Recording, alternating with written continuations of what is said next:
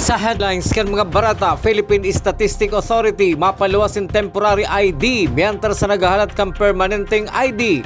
Venue kang 2022 bar examination dahil pa na isa sa pinal. LG Nagas and representante kang Korte Suprema nag-urulay. Dietary Counseling and Healthy Lifestyle Program ginibo para sa mga senior citizens sa Barangay Pacol, Syudad kang Naga. Sports Fest kang mga empleyado kang lokal na gobyerno kang Naga pupunan ngunyan aldaw. Diyos marhay na hapon. Ako si Mark Mendoza, ang saindong tagapaghatod Bareta.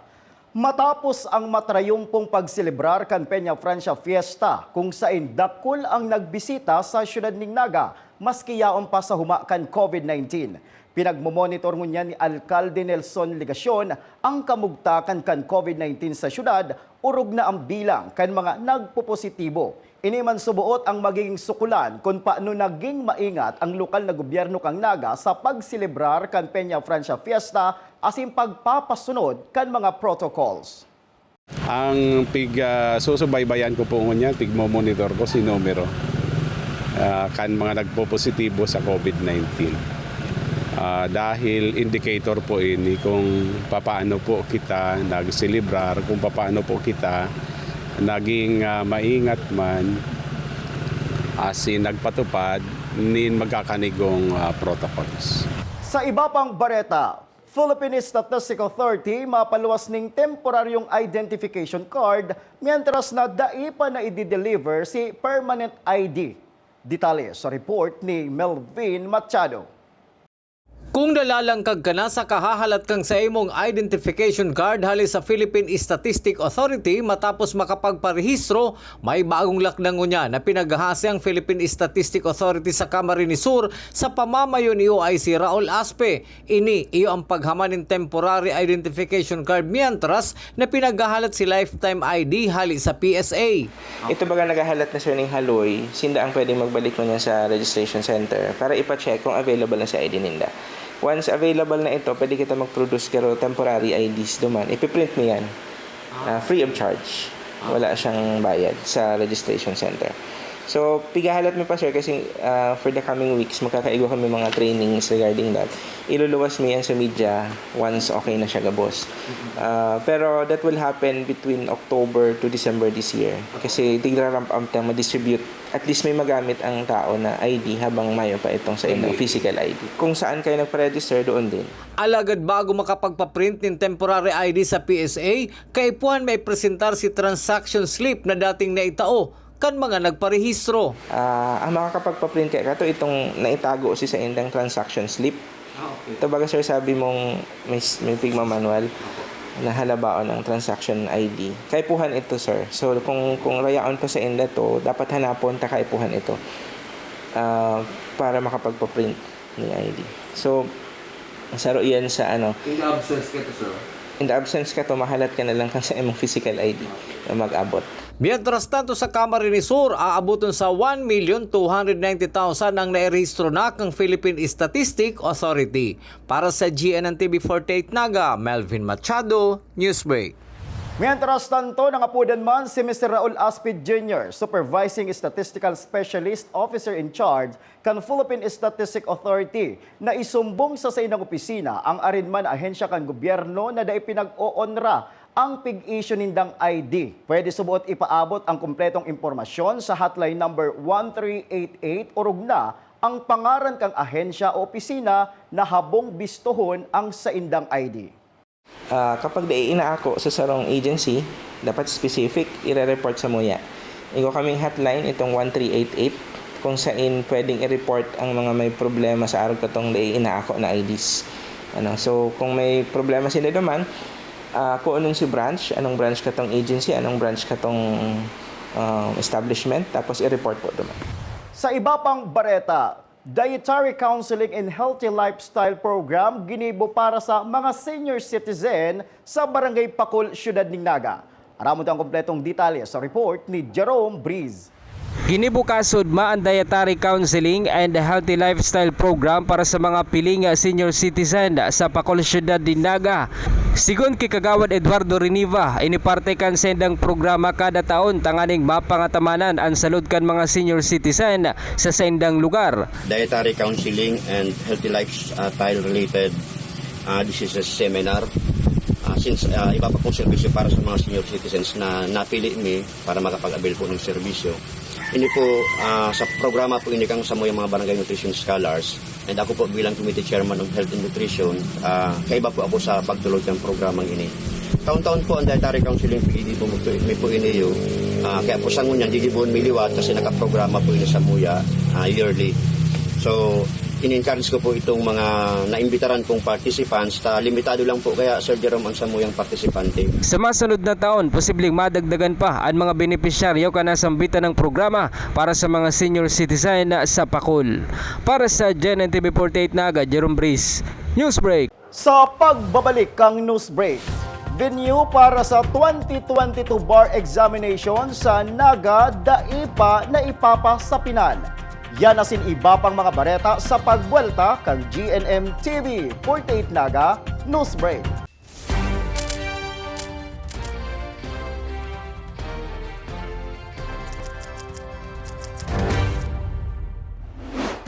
Mas pinalinaw, mas pinalakas, mas pinalawak.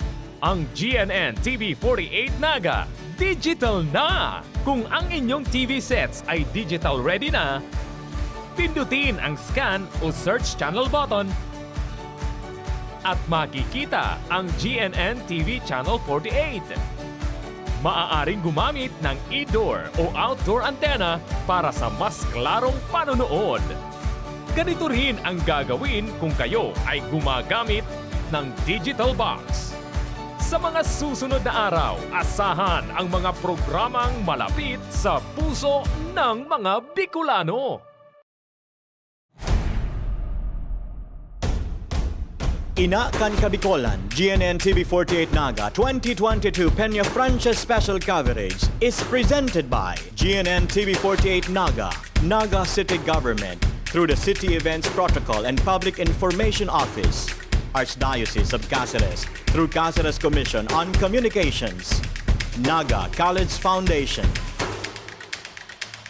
Enjoy Realty and Development Corporation, developer of Palm Village and Parkview Naga Urban Residences, Congressman Gabi Bordado of the 3rd District of Camarines Sur, NCF Basic Education Department, Ako Bicol Party List, Anjena Trading, Cafe Amigo, Wijo Musical Instrument and Supplies, Naga City Eternal Gardens, Chapels, Crematory, Mortuary, and Chapel Services,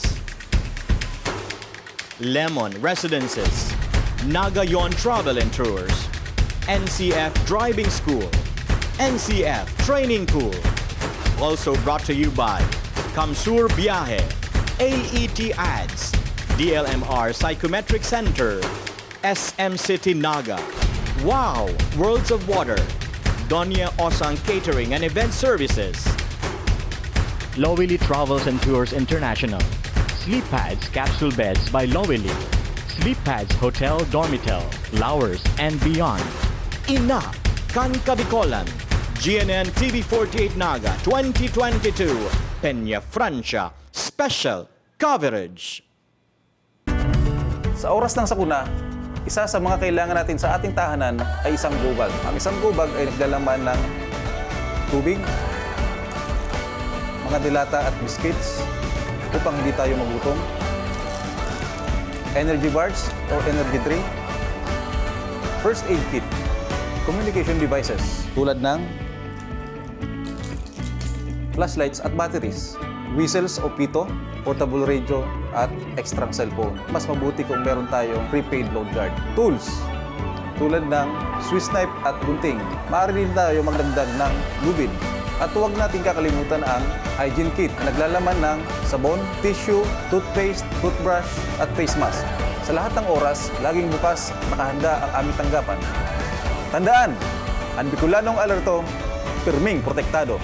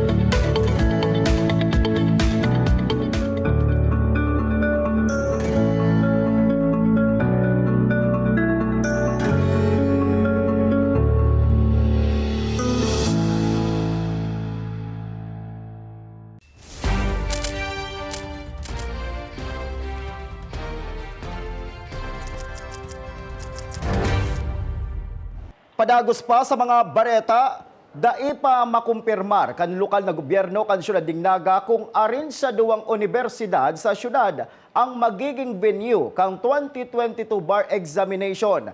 Preparasyon nagpapadagos. Detalye sa report ni Melvin Machado. Hasta sa ngunyan day pang eksaktong venue kung arin sa duang universidad sa siyudad kang Naga ang maging venue kang 2022 bar examination. Ang University of Nueva Cáceres o ang Ateneo de Naga University na nagpahiling man subuting interes sa maging parte kang 2022 bar examination. Kasudma nagkaigwa naman subot pag-uurulay ang mga representante kang Korte Suprema asin ang lokal na gobyerno kang Naga. Nagkaigwa na kasuugma ning meeting ang representative of the city government and the representative from Supreme Court, and pigdetalye na si mga preparation regarding sa paabuton na bar examination na nagpapasalamat po nga ni kita sa ngaran ni Mayor Nelson Ligacion na pigpili manggiraray ang syudad ning Naga as venue pang bar examination. Alagad dahil pa po kaya finalize kung saan talaga ang eskwelahan na venue. Kaya mayo pa kadtong full details kang preparation.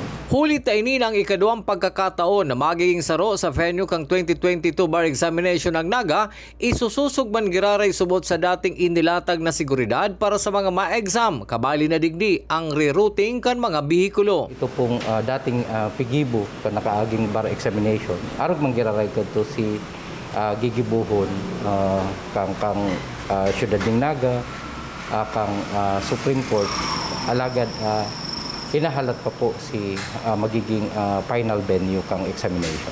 Para sa GNN TV 48 Naga, Melvin Machado, Newsbreak. Sa iba pang bareta, lokal na gobyerno kang Libmanan Camarines Sur planong mag-utang sa bangko ning 350 million pesos. Aramot ang kumpletong detalye sa report ni Jerome Breeze. Plano niya na mag-loan ang lokal na gobyerno kan Libmanan Camarines Sur din maabot sa 350 million pesos sa sarong bangko na mapapaduman sa economic enterprise asin paghaman kan sanitary landfill sa Banwaan. Sigon kay Mayor Jess Camara, ana sambitan ng loan na gagamiton sa pagbakal nin daga natutugdukan nin mga establishmento komersyal asin paggibo din na sanitary landfill na posibleng mapakinabangan kan mga pagtarayd na Banwaan na mayong sa diring apunan nin basura. Bangko po nagdulog sa lokal na gobyerno. Magayon po ang offer. First 3 years, mayo po nin babawason sa Banwaan ng Libmanan. Mayo pa pong ay babayad ang Banwaan. Sa kumuya pong Banwaan, mababawasan sa masunod na taon. Pero kung sa minus po, 65 million. So medyo po kan nangyaring pandemya. Kaya nag-iisip po ang lokal na gobyerno na mahitnoan, mag-ibo pong mga strategies na daw maisakripisyo po ang mga basic services sa Banwaan ng Libmanan. And one of the concentration tabi yun makagibo ng mga commercial buildings sa patarintahan po sa mga negosyante tanganig pong maglangkaw ang revenue. So ang plano po na yan na pag-loan, magbabayad po kaya na bako man ang lokal na gobyerno po mahaman ng mga buildings kundi po ang Development Bank of the Philippines. Ang enot po dyan, ang plano po kan lokal na gobyerno, kan Libmanan, magbugtak pong sanitary landfill and treatment plant. Pwede pong i-cater ang Banwaan na mga pagtarayod, araw po kan Pamplona, Kabusaw, Sipukot, pwede pong mag-MOA sa Banwaan ng Libmanan. Tanganig akseptaron po ang sendang mga solid waste management collections. Sila duman kano posisyon sa pagi ni Kagawad Edelson Marfil, dapat subuot na mag-agi muna sa feasibility study as in public consultation ang test na mag-loan ang Banwaan. Ninhulita saro sa pigahandalan niya na baka mabayaanan ang iba pag mga priority projects kan Banwaan. Bilang sarong mamamayan kan Libmanan, bilang sarong taxpayer man kan Libmanan, medyo makulog sa buot ko na isa ko yung mga taxes is mapupunta na duman sa utang, sa interest ng mga utang na babayaran ta. So, ang pag-utang maray, ma-generate man yung income din ang sa indang ibuhan. Alagad, magkandak muna kita ng pag-aadal, feasibility study, na within this corresponding 3 years, dahil daw lalong maghirap ang Libmanan. Kasi inot na inot, i-develop pa lang ang mga uutangon. sasabay-sabay yun pati ang utang. So pag sinabay-sabay ta ang development, di man tulos ken ang ROI. So matitenga si mga sa tulong taon si mga ibang priority projects na dapat inuton ta instead na iyan mga darakulang project na iyan. Mawawaran to ning pondo kasi si 20% development fund ta is mapupunta duman pambayad para lang duman po sa tuyang inutang na 350 million loan. So ako, di ako nagkukontra sa saindang programa. Alagad gusto ko lang po haning maray na pag-aadal, feasibility study, public consultation, para po mas magian sa pagmati ka mga libman ninyo. Para sa GNN TV 48 Naga, Jerome Breeze, Newsbreak. Padagos pa sa mga bareta, sa Activity Center sa munisipyo kan Sipokot, Camarines Sur, gigibuhon ang payout kang educational assistant kan DSWD kung sa target na matauwaning ayuda ang 500 na beneficiaries hali sa mga banwaan kang Sipokot, Kabusaw, asin Lupi, Camarines Sur. Ang DSWD ang liwat nagpapagirumdom na solamente ang mga nakaresibe ng text message hali sa saindang opisina ang mapoproseso ang saindang mga papeles. Sa iba pang bareta, Police Community Relation Activities kan Camarines Sur PNP gigibuhon ngunya na bulan. Aramon taman ang kompletong detalye sa report ni Jerome Breeze. Nakatalaan na gibuhon kan Camarines Sur Police sa Provincial Office ang manlain-lain na aktibidades sa gunya na bulan. Asin sa mga masunod na bulan, ang mga programa mapadapita sa Police Community Relations. Sigon kay Police Lieutenant Colonel Alejandro Monghe, ang pamayokan na pikad sa CSPPO. Saro sa prioridad ng programa ninda, iyo ang tabangan ang magkakaperang mga tiyos na pamilya. Magin ang paglunsar kan iba pag mga programa, gigibuhon man nila sa tabang kan na komunidad asin ibaga mga lokal na gobyerno. Igwa po kitang event na pigahandaan, ining cascading, asin launching, kaining kasimbayanan, na kung saan kapulisan, komunidad, pamayanan, kasama mo po sa pag-uswag. Iba po kita kainin na naghahalat na lang po na maaprubahan ang petsa asin aldaw. Iba po kitang ilalunch na road to pay. Ini po buot sabihon kainin itong fund bite na pagpapartisiparan po ang stakeholders ng Camarines Sur, kabilang na po ang LGU as in NGO, ang local government units as in non-government organization, and katabang naman po ang friendly forces ng public. So aside na yan, iba po kitang ilalans naman ang law, itong iba po ining recipient na kung sa Forest of the Poor, tatabangan ta po ini na matawan taman po ng assistance. Para sa GNN TV 48 Naga, Jerome Breeze, Newsbreak. Sa iba pang bareta, formalmenteng pupunan ngunya na aldaw ang Sport Fest kan mga empleyado kan lokal na gobyerno kang Naga na napundo nin 2 taon huli kan pandemic. Susog ki City Administrator Elmel Bardemoro. Sarong paagi man ini para magkabiristaduhan ang mga empleyado sa paagi ng sports siring man kan basketball, volleyball asin iba pa. Siniguro man kan opisyal na dai apektado ang trabaho kan mga empleyadong kabali sa nasabing aktibidad. Ang karawat parte kan City Hall Athletic Maintenance Program and Services. After office hours man po ang schedule ka ini, alagad tinataon man pong liway kang mga department head na makapagpartisipar ang mga empleyado. Kaya nga po nagpaluwas sa tuyong alkalde ning memo na mag-attend po at yan sa opening ceremony and matawan man ng oportunidad itong mga empleyado na makakarawat. Asin yan ang katiripunan kan mga bareta ngunya na aldaw. Day malingaw na bisitahon ang samuyang official Facebook fanpage asin ilike ang GNN TV 48 Naga para permi kitang updated sa mga bareta asin istoryang bida ang Bicolano. Liwat ako po si Mark Mendoza. Digdisa na yan sa GNN TV 48 Naga Newsbreak.